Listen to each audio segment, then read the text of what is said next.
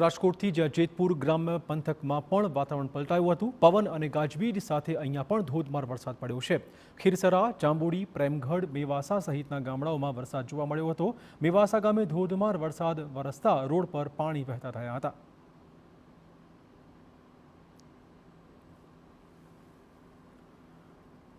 રાજકોટના ગોંડલ પંથકમાં ચોમાસાના આગમન પહેલા ભારે વરસાદ પડી રહ્યો છે.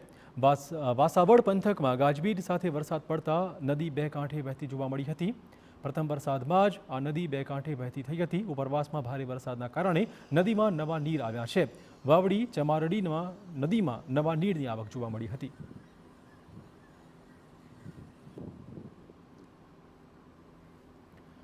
રાજકોટમાં જામકંડોરણા ગ્રામ્ય પંથકમાં સતત બીજા દિવસે વરસાદી વાતાવરણ જોવા મળ્યું છે. ભારે પવન સાથે ધોધમાર વરસાદ પડ્યો હતો.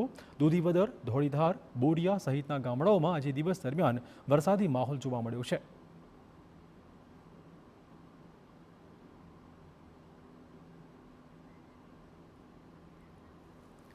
અને હવે સમાચાર ભાવનગરથી, જ્યાં મહુવા પંથક